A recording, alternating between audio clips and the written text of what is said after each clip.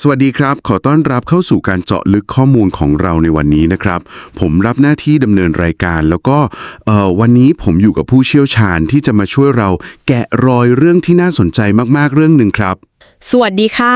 พร้อมที่จะลุยกันหรือยังคะเนี่ยเพราะว่าข้อมูลที่เราจะมาคุยกันวันนี้เอาจริงๆคือเข้มข้นมากค่ะพร้อมสุดๆครับคือแบบวันนี้เราจะมาเริ่มกันที่ประเด็นที่มันดูเหมือนจะขัดแย้งกันอย่างสิ้นเชิงเลยในโลกการทำงานยุคนี้ครับ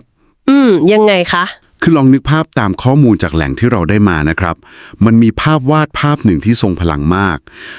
เป็นภาพผู้ชายคนหนึ่งใส่กางเกงยีนสีน้ำเงินรองเท้าดำแล้วก็ใส่เสื้อยืดสีดำธรรมดาเลยครับฮะแต่บนเสื้อเนี่ยมีข้อความสกรีนตัวใหญ่สีเหลืองกับขาวว่า mindset unlocked fueling growth and innovation ปลดล็อกกรอบความคิดขับเคลื่อนการเติบโตและนวัตกรรมใช่ไหมคะใช่เลยครับแต่ว่าจุดที่โดดเด่นที่สุดของภาพนี้เนี่ยมันไม่ใช่ข้อความบนเสื้อนะครับแล้วมันคืออะไรคะมันคือออร่าครับออร่าแสงสีเหลืองสว่างวาบที่เปล่งประกายออกมารอบๆตัวผู้ชายคนนี้เลยฟังดูเหมือนหลุดมาจากหนังซูเปอร์ฮีโร่เลยนะคะจริงครับเอาละเรามาลองค่อยๆแกะรอยเรื่องนี้กันครับคำถามก็คือไอออร่าที่ว่านี้ในโลกความเป็นจริงมันคืออะไรกันแน่น่าสนใจค่ะแล้วการจะปลดล็อกมันออกมาได้เนี่ยแหล่งข้อมูลของเราวันนี้กลับไม่ได้ชี้ไปที่กลยุทธ์ทางธุรกิจแบบที่เราคุ้นเคยกันนะครับแต่กลับชี้ไปที่กระบวนการบำบัดทางจิตวิทยาคลินิกที่เรียกว่า BCT หรือ Cognitive Behavioral Therapy ซะอย่างนั้นใช่ค่ะซึ่งตรงนี้แหละที่หลายคนอาจจะงงว่ามันเกี่ยวข้องกันได้ยังไงนั่นน่ะสิครับจิตวิทยาคลินิกที่ปกติเขาใช้รักษาผู้ป่วยมันกลายมาเป็นอาวุธลับในการสร้างผู้นำแล้วก็ขับเคลื่อนทีมได้ยังไงซึ่งนี่ถือเป็นเป้าหมายหลักหรือมิชชั่นในการเจาะลึกข้อมูลครั้งนี้ของเราเลยค่ะคือเราจะมาไขความลับของแสงสีเหลืองนี้กันเพราะว่าออร่าสีเหลืองที่เราเห็นในภาพเนี่ยแหล่งข้อมูลเขาได้ถอดรหัสออกมาเป็นสิ่งที่เรียกว่า 7Q ค่ะ 7Q เหรอครับเป็นภาวะผู้นำที่รอบด้านในยุคนี้เลยค่ะแล้วมันเกี่ยวอะไรกับ BCT ล่ะครับคือความท้าทายที่แท้จริงมันไม่ได้อยู่ที่การท่องจำนะคะว่า 7Q มีอะไรบ้างแต่อยู่ที่กลไกการสร้างมันขึ้นมาต่างหากค่ะการเอาศาสตร์บำบัดความคิดและพฤติกรรมอย่าง BCT มาบูรณาการเข้ากับทักษะการเป็นผู้นำเนี่ยถือเป็นการเปลี่ยนกระบวนทัศน์ครั้งใหญ่เลยค่ะเพราะมันคือการเจาะลึกไปถึงกลไกระดับเซลล์ประสาทแล้วก็รากฐานของความคิดเลยไม่ใช่แค่การอ่านหนังสือ how to แบบจบแล้วก็จบไปนะคะเดี๋ยวครับขอเบรกแล้วก็ตั้งข้อสังเกตตรงนี้ก่อนเลยได้ค่ะว่ามาเลยคือในฐานะคนที่อยู่ในแวดวงธุรกิจเนี่ยเราคุ้นเคยกับคำว่า IQ อยู่แล้วใช่ไหมครับความฉลาดทางปัญญาที่เอาไว้วิเคราะห์ข้อมูลวางแผนกลยุทธ์ใช่ค่ะแล้วเราก็คุ้นเคยกับ EQ หรือความฉลาดทางอารมณ์ที่ใช้แบบซื้อใจคนรู้เท่าทันอารมณ์ลบสร้างบรรยากาศการทำงานที่ดีอะไรทำนองนี้ถูกต้องค่ะซึ่งผู้นำที่มีแค่ IQ กับ EQ ก็น่าจะครอบคลุมแล้วหรือเปล่าครับคือเป็นคนที่ทั้งเก่งงานแล้วก็เก่งคนทำไมแหล่งข้อมูลถึงบอกว่าแค่นี้มันไม่พออีกล่ะครับเอาจริงๆถ้าเรามองย้อนกลับไปสัก20ปีที่แล้วนะคะผู้นำที่มีแค่ IQ สูงๆแล้วก็พอจะมี EQ อยู่บ้างเนี่ยก็อาจจะเพียงพอที่จะประสบความสำเร็จแล้วค่ะ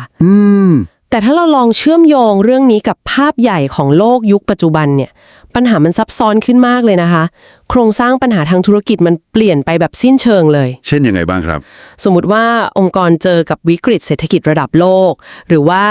มีเทคโนโลยีใหม่มา disrupt อุตสาหกรรมชั่วข้ามคืนแบบนี้เจอกันบ่อยเลยช่วงนี้ใช่ไหมคะผู้นำอาจจะใช้ IQ ในการประเมินความเสียหายหรือวิเคราะห์ Data ได้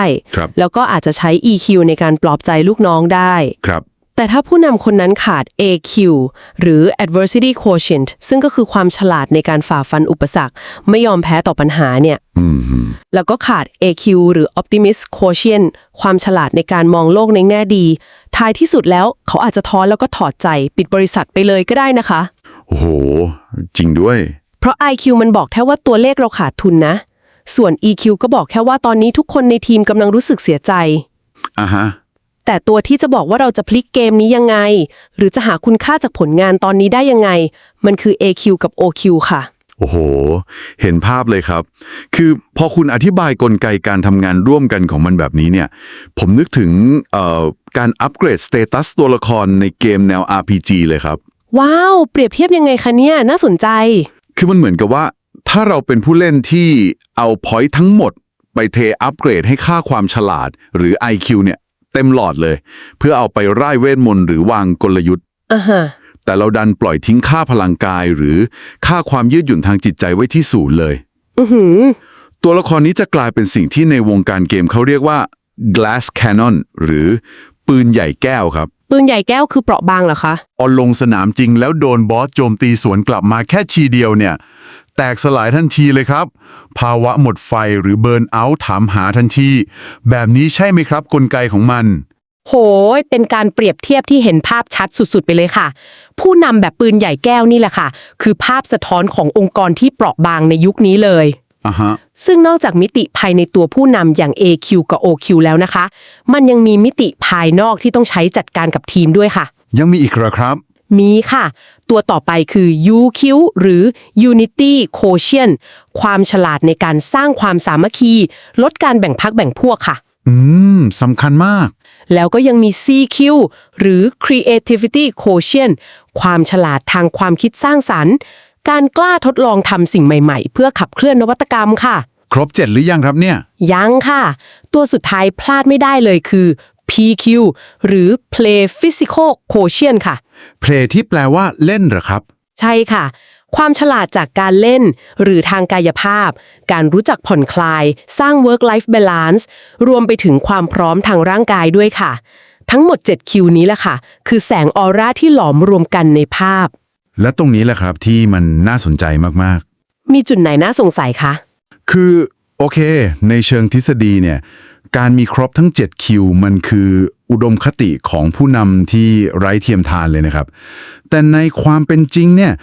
มันดูเป็นเรื่องที่กดดันมากสำหรับคนคนหนึ่ง เข้าใจค่ะ คือคนเราไม่ได้เกิดมาพร้อมกับออร่าเทพๆแบบชายในเสื้อยืดคนนั้นนะครับ เราจะสร้างสิ่งเหล่านี้ขึ้นมาจริงๆได้ยังไง หรือมันมีเครื่องมืออะไรมาช่วยฝึกฝนได้ นั่นแหละค่ะ คือคำถามสำคัญเลย แล้วอีกอย่างแหล่งข้อมูลเสนอให้ใช้ BCT หรือกระบวนการบำบัดทางจิตวิทยาคลินิกมาสร้างสิ่งเหล่านี้ การเอาศาสตร์ที่ใช้รักษาผู้ป่วย มาประยุกต์ใช้กับทีมการตลาดหรือผู้บริหาร มันไม่ดูล้ำเส้นหรือว่าอันตรายไปเหรอครับ โอ้โห ประเด็นนี้ต้องขอขยายความให้ชัดๆเลยค่ะ เพราะเป็นจุดที่คนมักจะเข้าใจผิดกันเยอะที่สุด ฮะ มันทำงานยังไงครับ BCBT ในบริบทของภาวะผู้นำเนี่ยไม่ใช่การที่หัวหน้าตั้งโต๊ะบำบัดลูกน้อง หรือทำตัวเป็นจิตแพทย์ประจำออฟฟิศนะคะ อ๋อ ลงออกไปทีครับ นึกว่าจะต้องไปให้นั่งเก้าอี้นวมแล้วเล่าเรื่องวัยเด็กซะอีก ไม่ใช่แบบนั้นเลยค่ะ คือมันเป็นกระบวนการที่ผู้นำเอามาใช้กับตัวเองเป็นอันดับแรกค่ะ BCT ย่อมาจาก Cognitive Behavioral Therapy ซึ่งเน้นไปที่การทำความเข้าใจ ความเชื่อมโยงระหว่างความคิด อารมณ์แล้วก็พฤติกรรมค่ะ ความคิดอารมณ์พฤติกรรม ใช่ค่ะ เพื่อหยุดปฏิกิริยาลูกโซ่เชิงลบ ลองเจาะดูทีละคู่นะคะ เริ่มจากการจับคู่ BCBT กับทักษะพื้นฐานอย่าง IQ ก่อนเลย เดี๋ยวนะครับ เอาศาสตร์เรื่องจิตวิทยาไปจับคู่กับ IQ ที่เป็นเรื่องของตรรกะเหตุผลเนี่ยนะ กลไกมันเข้ากันได้ยังไงครับ ในทางจิตวิทยามันมีเทคนิคของ BCBT ที่เรียกว่า cognitive restructuring หรือการปรับความคิดอัตโนมัติค่ะ ธรรมชาติของสมองเราเวลาเจอวิกฤต มันมักจะผลิตสิ่งที่เรียกว่าความคิดเชิงลบอัตโนมัติหรือ automatic negative thoughts ออกมาค่ะ แบบคิดลบไปก่อนเลยอย่างนี้แหละครับ ใช่ค่ะ สมมติว่าผู้นำกำลังพรีเซนต์งาน แล้วลูกค้าปฏิเสธโปรเจกต์กลางห้องประชุม สมองจะสั่งการทันทีเลยว่า เรามันล้มเหลว บริษัทเราต้องพังแน่ๆ เป็นกันทุกคนครับโมเมนต์นี้ นี่แหละค่ะ สิ่งที่ผู้นำต้องทำคือใช้ IQ ที่มีตรรกะสูงเนี่ยแหละ มาเป็นตะแกรงร่อนเพื่อตรวจจับความคิดพวกนี้ค่ะ สกัดกั้นมันแล้วแยกแยะว่า อะไรคือข้อเท็จจริง อะไรคืออารมณ์ โห ข้อเท็จจริงคือลูกค้ารายนี้ไม่ซื้อโปรเจกต์ไม่ใช่บริษัทกำลังจะพัง นี่คือการเอา IQ มาประยุกต์ใช้ ปรับมุมมองให้สมเหตุสมผลค่ะ อ๋อ เก็ตเลยครับ คือไม่ได้ใช้ IQ ไปวิเคราะห์ตัวเลข Data แต่เอาตรรกะทางคณิตศาสตร์นั้น มาคำนวณหาความสมเหตุสมผลของกระแสความคิดในหัวตัวเองณวินาทีนั้นเลย ใช้เลยค่ะ เป๊ะมาก ถ้าอย่างนั้นเนี่ย BCT ก็เปรียบเสมือนระบบปฏิบัติการหรือ OS ที่รันเป็นแบ็กกราวด์อยู่เบื้องหลังเงียบๆใช่ไหมครับ ฮะ คอยประมวลผลแล้วก็กรองไวรัสทางความคิด ส่วน 7Q ก็คือแอปพลิเคชันหรือผลลัพธ์ที่แสดงออกมาให้คนภายนอกเห็น เวลาผู้นำคนนั้นแสดงพฤติกรรมต่างๆออกมา เป็น analogy ที่ถูกต้องและเห็นภาพชัดเจนที่สุดเลยค่ะ ผู้นำเขาไม่ได้เดินไปบอกใครหรอกค่ะว่า ผมกำลังทำ cognitive restructuring อยู่นะ แต่สิ่งที่สะท้อนออกมาให้เห็นคือแอปพลิเคชัน EQ ที่เสถียรมาก ไม่ตกเป็นทาสของความโกรธ ว้าว ซึ่งตรงนี้ขยายความไปที่ AQ ได้ด้วยนะคะ เมื่อต้องฝ่าฟันอุปสรรค BCT จะมีเทคนิค exposure therapy ค่ะ มันคืออะไรครับ exposure therapy มันคือการเผชิญหน้ากับปัญหาแทนที่จะวิ่งหนีค่ะ ปกติเวลาเจอวิกฤตสัญชาตญาณเราจะอยากหนีใช่ไหมคะ แต่การผสานกับ AQ คือการฝึกให้เผชิญหน้าความล้มเหลว จนเปลี่ยนโครงสร้างความคิดที่เรียกว่า locus of control ค่ะ locus of control มันคือการเปลี่ยนจากการโทษฟ้าโทษฝนโทษเศรษฐกิจมาเป็นการควบคุมที่ตัวเองแทนใช่ไหมครับ ถูกต้องในเชิงกลไกเลยค่ะ เปลี่ยนจากการมองว่าปัจจัยภายนอกทำร้ายเรามาเป็นโฟกัสว่าสถานการณ์นี้เราควบคุมอะไรได้บ้าง และลงมือทำทีละก้าวซึ่งมันจะสอดคล้องกับ OQ หรือการมองโลกในแง่ดีด้วยค่ะ การมองโลกในแง่ดีนี่มักจะโดนแซะบ่อยๆนะครับในโลกการทำงาน ยังไงคะ ก็โดนมองว่าเป็นพวกโลกสวยหรือ toxic positivity ไงครับ คือแบบแค่มองบวกมันจะช่วยอะไร การเอา BCT มาใช้กับ OQ มันต่างจากการแค่บอกให้ตัวเองสู้ๆนะ มองบวกเข้าไว้ยังไงครับ โอ้โห ต่างกันแบบสิ้นเชิงเลยค่ะ Toxic Positivity คือการพยายามกดทับความรู้สึกแย่ๆเอาไว้แล้วปั้นหน้ายิ้มค่ะ แต่ OQ ที่มาจาก BCT จะใช้เทคนิค Core Belief Modification หรือการปรับเปลี่ยนความเชื่อหลักที่ฝังรากลึกเลยค่ะ ฟังดูลึกซึ้งมาก มันทำยังไงครับ มันคือการเข้าไปสืบสาวเลยค่ะว่าทำไมเราถึงมองโลกในแง่ร้าย อาจจะเพราะอดีตเคยทำโปรเจกต์พังมาก่อน BCT จะเข้าไปแก้ความเชื่อนั้น เปลี่ยนจากฉันมันเป็นผู้นำที่ไม่ได้เรื่อง เป็นฉันเคยล้มเหลว แต่ฉันได้เรียนรู้วิธีที่จะไม่พลาดซ้ำสองโหเปลี่ยนมุมมองแบบถอนรากถอนโคนเลย ใช่ค่ะ นี่คือเหตุผลว่าทำไม OQ ที่แท้จริง ถึงช่วยลดภาวะซึมเศร้าและอาการหมดไฟได้ เพราะมันไม่ได้โลกสวย แต่มันอิงอยู่บนพื้นฐานของความเป็นจริงที่ถูกปรับโครงสร้างมาแล้วค่ะ ฟังดูกลไกการทำงานระดับ OS ของแอปพวกแรกๆนี่ เป็นเรื่องการจัดการตัวเองล้วนๆเลยนะครับงานก็ไม่กล้าเสนอไอเดียใหม่ๆเจอบ่อยเลยค่ะ 7Q กับ BCT จะขยายผลไปแก้ปัญหาระดับทีมได้ยังไงครับ พอระบบภายในนิ่งแล้ว ผู้นำก็จะดึงแอปพลิเคชันหมวดจัดการทีมออกมาใช้ค่ะ ตัวแรกคือ UQ ผสานกับ Social Skills Training ของทาง BCT ค่ะ Social Skills Training มันเหมือนการส่งไปอบรม หรือจัดอีเวนต์ทีมบิลดิ้งไปเที่ยวภูเขา ทะเลอะไรแบบนั้นหรือเปล่าครับ ไม่ใช่แบบนั้นค่ะ กลไกของมันล้ำลึกกว่านั้นมาก มันคือการฝึกทักษะทางสังคม เพื่อสร้างความปลอดภัยทางจิตวิทยา หรือ psychological safety ในทีมค่ะ อ๋อ psychological safety คำนี้เป็น buzzword ที่ฮิตมากเลยนะครับ ใช่ค่ะ ฮิตมาก แต่มันมักจะจบลงแค่การแปะป้ายในห้องประชุม ว่า every idea is a good idea สุดท้ายพนักงานเสนอไอเดียอะไรแปลกๆออกไปก็โดนหัวหน้าจ้องเขม่งอยู่ดี กลไกของ BCT มันเข้าไปแก้ตรงนี้ได้จริงๆเหรอครับ ได้แน่นอนค่ะ เพราะสิ่งที่น่าทึ่งในประเด็นนี้ก็คือ BCT จะเข้าไปปรับพฤติกรรมอัตโนมัติของผู้นำค่ะ แทนที่ลูกน้องเสนอไอเดียไม่ได้เรื่องปุ๊บ แล้วผู้นำจะใช้อารมณ์ตำหนิทันที ผู้นำที่มีระบบ BCT จะหยุดปฏิกิริยานั้น แล้วเปลี่ยนคำถามใหม่เป็น สมมุติฐานเบื้องหลังไอเดียนี้คืออะไร หรือเราเรียนรู้อะไรจากข้อผิดพลาดนี้ได้บ้าง ว้าว เปลี่ยนวิธีการตอบสนองไปเลย ใช่ค่ะ พอผู้นำตอบสนองแบบเปิดกว้างอย่างสม่ำเสมอ พนักงานก็จะเกิดการเรียนรู้ใหม่ว่า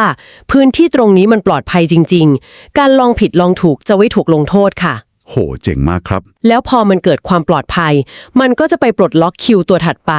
คือ 4Q หรือความฉลาดทางความคิดสร้างสรรค์ค่ะ อ๋อ พอมั่นใจก็กล้าคิดกล้าสร้างสรรค์ ใช่เลยค่ะ ซึ่ง BCT ก็จะมีเทคนิค problem solving therapy หรือกระบวนการแก้ปัญหาเชิงรุกมารองรับตรงนี้ค่ะ มันช่วยยังไงครับไอกระบวนการนี้ คือองค์กรส่วนใหญ่มักจะใช้วิธีแก้ปัญหาแบบเดิมๆที่เคยสำเร็จในอดีต ซึ่งมักจะไม่ได้ผลกับปัญหาใหม่ๆ ใช่ไหมคะ ใช่ครับ ติดหล่มกันตลอด problem solving therapy จะบังคับให้เราหาทางเลือกที่หลากหลายมากๆออกมาก่อน โดยยังไม่ตัดสินว่าดีหรือไม่ดี ผู้นำที่มี 4Q จะใช้กระบวนการนี้ล่ะค่ะพาทีมคิดนอกกรอบ หาโมเดลธุรกิจใหม่ๆ หรือแก้ความขัดแย้งในทีม ฟังมาถึงตรงนี้เนี่ย 6 คิวที่ผ่านมามันคือเครื่องยนต์ที่ทรงพลังงานสุดๆไปเลยนะครับ ตั้งแต่จัดการตัวเองยันสร้างนวัตกรรมให้ทีม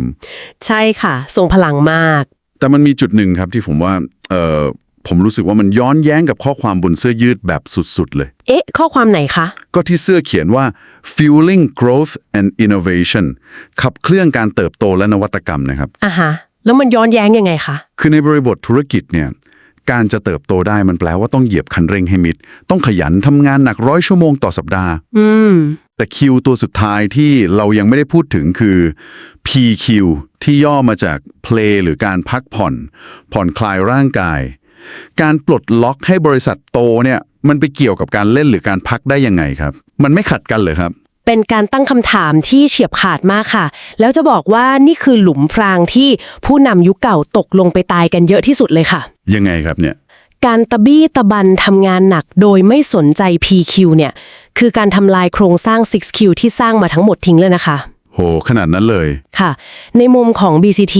การทำงานหนักจนเครียดสะสมมันจะไปกระตุ้นระบบประสาทอัตโนมัติฝั่งซิมพาเทติกหรือโหมดสู้หรือหนีให้ทำงานตลอดเวลาค่ะ โหมดเอาชีวิตรอดนั่นเหรอครับ ใช่ค่ะ แล้วพอร่างกายอยู่ในโหมดนี้นานๆ สมองส่วนหน้าที่ใช้สำหรับคิดวิเคราะห์และสร้างสรรค์นวัตกรรม มันจะถูกชัตดาวน์ไปเลยค่ะ นวัตกรรมไม่มีทางเกิดในสมองที่กำลังหนีตายหรอกค่ะ นวัตกรรมจะไม่เกิดในสมองที่กำลังหนีตาย ประโยคนี้คือไฮไลท์เลยครับ เห็นภาพชัดมาก ใช่ไหมล่ะคะ ดังนั้นกลไกของ PQ ที่จับคู่กับ BCT ก็คือการนำเทคนิคการผ่อนคลายหรือ relaxation techniques เข้ามาใช้ค่ะ เช่น การกำหนดลมหายใจเพื่อสับสวิตช์ระบบประสาทให้กลับมาสู่โหมดพาราซิมพาเทติกหรือโหมดพักผ่อนและย่อยอาหารค่ะ เพื่อให้สมองกลับมาทำงานได้เต็มที่อีกครั้ง ถูกต้องค่ะ ผู้นำที่มี PQ จะรู้จังหวะว่าเมื่อไหร่ควรเหยียบคันเร่งสร้างโกรธและเมื่อไหร่ควรแตะเบรกให้ทีมได้พักหายใจ ครับ เพราะองค์กรที่กำไรมหาศาลแต่พนักงานเป็นโรคซึมเศร้ารันครึ่งออฟฟิศเนี่ยมันไม่ใช่ความสำเร็จที่ยั่งยืนในนิยามของ 7Q แน่นอนครับ ชัดเจนครับ ถ้าเราถอยกลับมาดูภาพรวมทั้งหมดเนี่ยสิ่งที่แหล่งข้อมูลชุดนี้กำลังพยายามบอกเราก็คือ แล้วสิ่งที่เรียกว่าภาวะผู้นำเนี่ยมันไม่ใช่เรื่องของพรสวรรค์เลยนะครับ ใช่ค่ะ ไม่ใช่สิ่งที่ฟ้าประทานมาให้ตั้งแต่เกิดแน่นอน แต่มันคือกระบวนการที่เราสามารถถอดรหัสออกมา แล้วก็นำมาฝึกฝนได้อย่างเป็นระบบ ผ่านกลไกอย่าง BCT เลย ถูกต้องเลยค่ะ ทั้งการปรับโครงสร้างความคิด การเปลี่ยนศูนย์กลางการควบคุม การสร้างความปลอดภัยให้ทีม แล้วก็รู้จักสับสวิตช์ระบบประสาทตัวเอง ทั้งหมดนี้แหละคือจิ๊กซอว์ที่ประกอบร่างขึ้นมาเป็นออร่าสีเหลืองที่เราพูดถึงตอนแรก เป็นการสรุปรวบยอดที่ครบทุกมิติเลยค่ะ ถ้าผู้นำกระบวนการนี้ไปประยุกต์ใช้ได้ พวกเขาไม่ได้แค่ยกระดับธุรกิจนะคะ แต่กำลังสร้างภูมิคุ้มกันที่ดีที่สุดให้องค์กรเลยค่ะ โห แล้วรู้อะไรไหมครับ เรื่องนี้มันทำให้ผมมองพื้นที่การทำงานเปลี่ยนไปแบบสิ้นเชิงเลย โอ้ยังไงคะ คือก่อนที่เราจะล่ากันไปในวันนี้นะครับ ผมมีประเด็นหนึ่งที่ผุดขึ้นมาในหัวเลย ลองแชร์มาเลยค่ะ คือหากเรายอมรับว่าเครื่องมือบำบัดทางจิตวิทยาคลินิกอย่าง BCT เนี่ยสามารถถูกดัดแปลงมาใช้สร้างกรอบความคิดผู้นำแบบ 7Q ได้ ลองคิดต่อยอดดูสิครับว่า ถ้าผู้นำใช้หลักการนี้กับพนักงานทุกๆวันล่ะ น่าคิดนะคะ ใช่ไหมครับ ใช้การตั้งคำถามแทนการด่าทอ สร้างสภาพแวดล้อมที่ปลอดภัย ท้ายที่สุดแล้ววัฒนธรรมองค์กรที่เราสร้างขึ้นมานี่แหละ มันอาจจะค่อยๆ เปลี่ยนสภาพออฟฟิศธรรมดาของเรา ให้กลายเป็นพื้นที่บำบัดทางจิตวิทยารูปแบบหนึ่งที่ซ่อนตัวอยู่ในการทำงานประจำวันได้อย่างแนบเนียนเลย โหล้ำลึกมากค่ะ เป็นสถานที่ที่คอยรักษาสุขภาพจิตเยียวยาพนักงานทุกคนในทุกๆวัน โดยที่พวกเขาอาจจะไม่รู้ตัวด้วยซ้ำว่ากำลังได้รับการบำบัดอยู่ นี่แหละครับ อาจจะเป็นความหมายที่แท้จริงของการปลดล็อกกรอบความคิดหรือ mindset unlock ก็เป็นได้ ใครที่ฟังอยู่ลองนำมุมมองนี้ไปสังเกตการทำงานของทีมคุณดูนะครับสำหรับวันนี้ขอบคุณผู้เชี่ยวชาญของเรามากครับและขอบคุณทุกคนที่ติดตามฟังสวัสดีครับ สวัสดีค่ะ